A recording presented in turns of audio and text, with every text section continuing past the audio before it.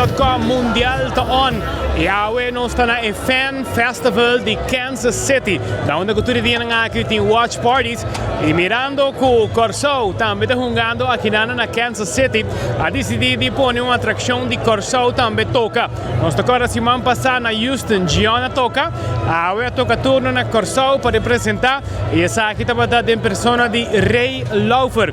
E Ray vem com invitado especial também Kev, que anda a volta do lugar aqui, yeng de bandeira, blow, gel, a guaya e durante a goza e baila de dulce ambiente. La que nos mostramos com a vai.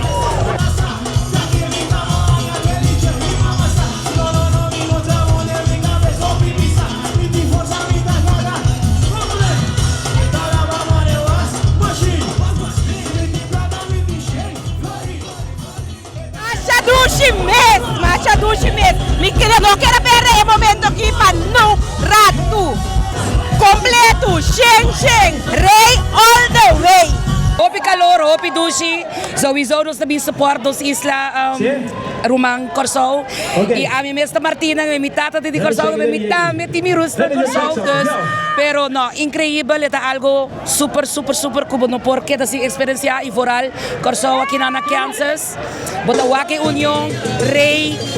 Lo que me gusta de Ray ta ko ela demostrar e cantica nang el ritmo ng kuta zona de Isla Caribe nang ela apresenta nang awe tour cos como por pensa con Corso te presenta of Aruba o Bonaire ahora presenta awe muy buena.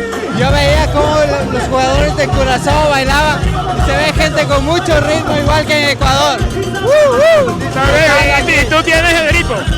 Sí, señor. Aquí Ecuador y Curazao unidos disfrutando. Marcha duche mesmo, é uma experiência inovidável.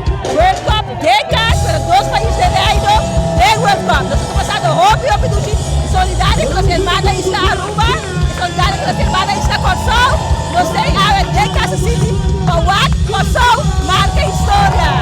Como está ganhando o ambiente na Fan Festival? Inolvidável, é uma experiência como você tem para mostrar como duche está para